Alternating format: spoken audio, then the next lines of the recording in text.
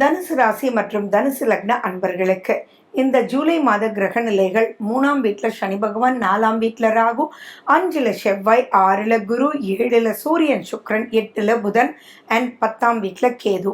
மாத கிரக பயிற்சி அப்படின்னு பார்க்கும்போது 12ஆம் தேதி செவ்வாய் ரிஷபத்துக்கு போறாரு, 6ஆம் தேதி சுக்கிரன் கடகத்துக்கு போறாரு, 16ஆம் தேதி சூரியனும் கடகத்துக்கு போறாங்க, 19ஆம் தேதி புதன் கடகத்திலிருந்து சிம்மத்துக்கு போறாங்க. சரி, இப்படிப்பட்ட கிரகநிலையும் போது உங்களுக்கு எப்படி இருக்கு அப்படின்னு பார்த்தா, குருனுடைய பார்வை உங்களுடைய 2ஆம் வீட்லையும் உங்களுடைய 12ஆம் வீட்லையும் விழுது. இது ஒரு மிகப்பெரிய வரப்பிரசாதம். மற்ற கிரகங்கள் எப்படி இருந்தாலும் உங்களுடைய ராசிநாதன் 6ஆம் வீட்டில் இருந்தாலும் இந்த 2 இடத்தையும் பார்க்கறதுனால எப்பயுமே சுப கிரகங்களுடைய பார்வை நமக்கு இந்த பக்கமும் அந்த பக்கமும் இருந்ததுன்னா ஆட்டோமேட்டிக்காக ப்ரொடெக்டிவாக ஃபீல் பண்ணுவோம் இல்லையா, அந்த ப்ரொடெக்டிவ்னஸ் உங்களுக்கு கிடைக்கும். பட் ஸ்டில் 4ஆம் வீட்டில் ராகு அப்படின்றது அவ்வளவு திருப்தியான ஒரு அம்சம் இல்லை. அப்படி இருக்கும்போது கருத்து வேறுபாடுகள் எதை நீங்கள் ஆரம்பிக்கணும் அப்படின்னாலுமே அங்கே ஒரு தங்கு தடை வர்றதுக்குண்டான வாய்ப்புகள் உண்டு.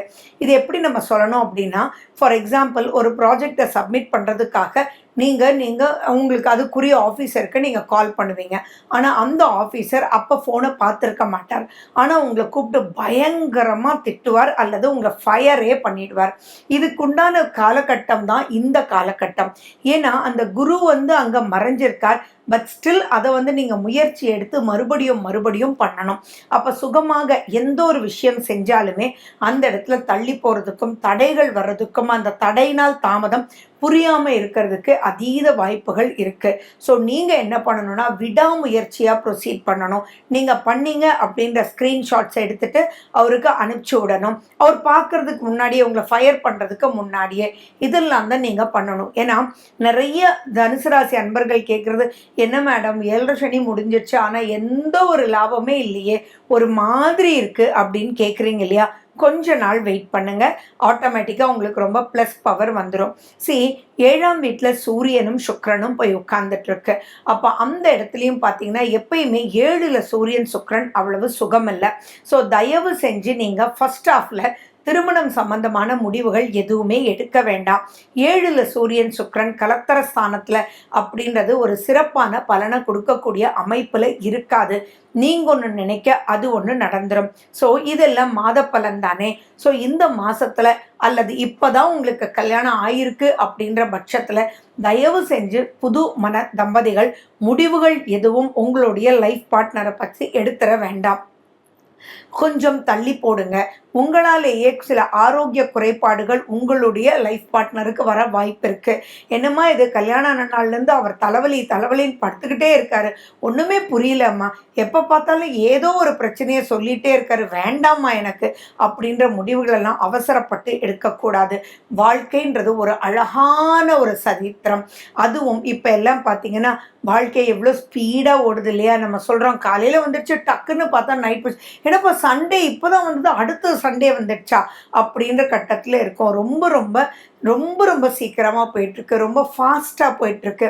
ஸோ இருக்கக்கூடிய காலகட்டத்தில் அண்டர்ஸ்டாண்டிங், சகிப்புத்தன்மை இதெல்லாம் தான் வாழ்க்கைன்றது புரிஞ்சுக்கணும். அதே மாதிரி ஏதாவது ஒரு நெகட்டிவிட்டி நடந்திருந்தால் இப்போ தயவு செஞ்சு அந்த நெகட்டிவிட்டி பண்ணவங்களை நீங்கள் ஏதாவது பண்ணணுன்றதுக்காக கூடாத அமைப்போட சேர்ந்துடாதீங்க. ஏன்னா 7ஆம் வீட்டில் சூரியன் சுக்கிரன் இருக்கிறது அப்படின்றது லைஃப் பார்ட்னர் மட்டும் இல்லை, நீங்கள் ஏதோ ஒரு நெகட்டிவிட்டிக்காக மற்றவங்க கிட்ட ஏதோ ஒன்று சொல்ல போய் செய்ய போய் உங்கள் சீக்ரெட்ஸை நீங்கள் வெளிப்படுத்தி அதை வச்சு உங்களை பயம்புறுத்துறதுக்கு உண்டான வாய்ப்புகளும், அந்த சீக்ரெட்னுடைய விஷயத்தினால உங்ககிட்ட பணம் கேட்கறதுக்கு வாய்ப்புகளும், மிரட்டுறதுக்கு உண்டான வாய்ப்புகளும் நிறையா போயிட்டுருக்கு. அதனால நீங்கள் கொஞ்சம் கேர்ஃபுல்லாக இருக்கணும்.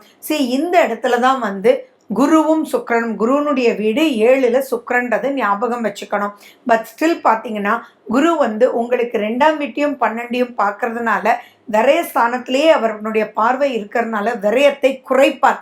ஆனால் அதீத பயம் ஏற்படும். சூரியன் சுக்கிரன் 7ல் இருந்தாலே கொஞ்சம் அறியாத பயம், அறியாத டென்ஷன், புரியலை தெரியலை ஏண்டாப்பா அப்படின்ற ஒரு காலகட்டத்துக்குள்ளே தள்ளப்படுவீங்க. அதில் உங்களுக்கு 3ஆம் வீட்டில் சனி இருக்கிறது ரொம்ப ப்ளஸ். பட் அந்த சனி உங்களுடைய 5ஆம் வீடுன்னு சொல்லக்கூடிய செவ்வாயை பார்க்குது ஃபர்ஸ்ட் 12ஆம் தேதி வரைக்கும்.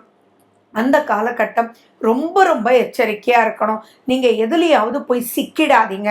அதே மாதிரி ஆன்லைனில் ரொம்ப கேர்ஃபுல்லாக இருங்க. நீங்கள் எந்த ஒரு பாயிண்ட்லேயும் மாட்டாமல் இருக்கணும். ஏதோ தெரியாமல் நான் ப்ரெஸ் பண்ணிட்டேன், அதனால இவ்வளவு போயிடுச்சா அவ்வளவு போயிடுச்சா அப்படின்ற ஒரு பிரச்சனைக்குள்ளே மாற்றுறதுக்கு உண்டான காலகட்டம். ரொம்ப ரொம்ப எச்சரிக்கையாக இருக்கணுன்றது மைண்டில் ஞாபகம் வச்சுக்கோங்க. உங்களுடைய 10ஆம் வீட்டில் கேது இருந்தாலும் குருனுடைய பார்வை அங்கே இருக்குது. அப்போது பணம் வரும், ஆனால் அந்த பணம் செலவாயிடும். எப்படி இருக்குன்னா வரவும் செலவும் சேர்ந்து போயிட்டுருக்கோம். வர்றதுன்றது சந்தோஷப்படுறதா அல்லது இந்த செலவு ஆயிடுச்சேன்னு வருத்தப்படுறதா அப்படின்ற மாதிரி இருக்கும். பட் ஸ்டில் நிறைய கையை பிடிக்கிற மாதிரியோ அந்த மாதிரிலாம் வராது. இப்போ உங்களை நம்பி கடன் கேட்டு வருவாங்க. தயவு செஞ்சு கடன் கொடுக்க வேண்டாம். அப்போ என்ன சொல்லுவாங்கன்னா, நீ எவ்வளோ கஷ்டம்னு வரும்போது நான் எடுத்து கொடுத்தேன்ல, இப்போ நீ கொடுக்குறியா பாத்தியா அப்படின்னு சொல்லி உங்ககிட்டயே உங்களை நெகட்டிவாக போகக்கூடிய வாய்ப்புகள் இருக்குது.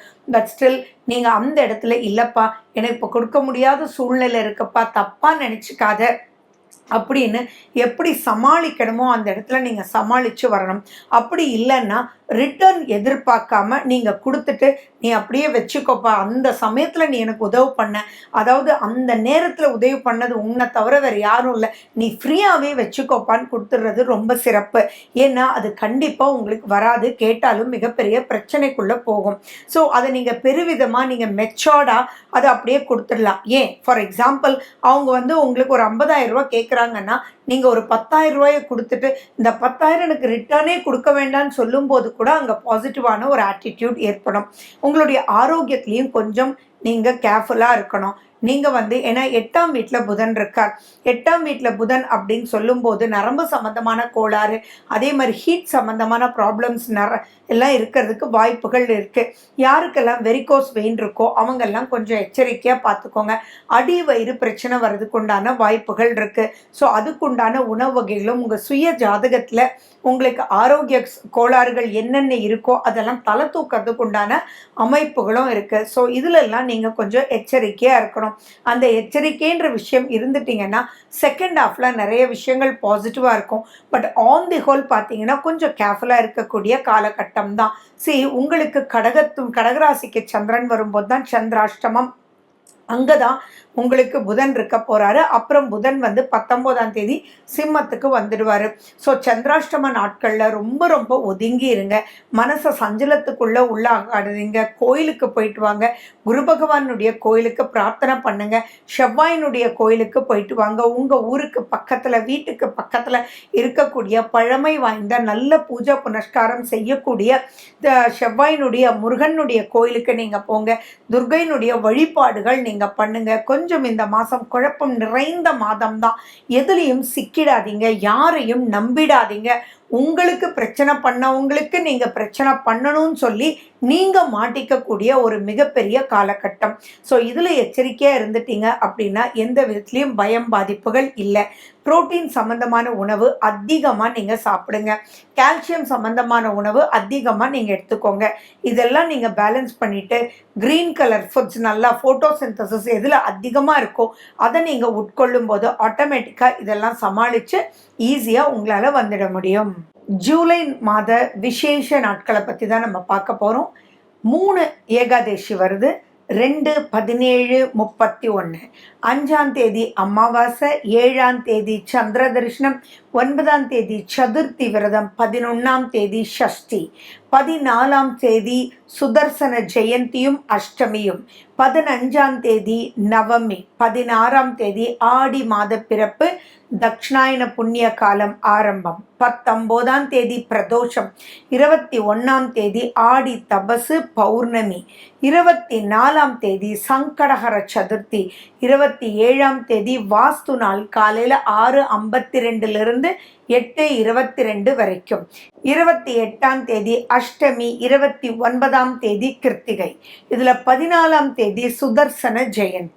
மேலும் விவரங்களுக்கு 9842266555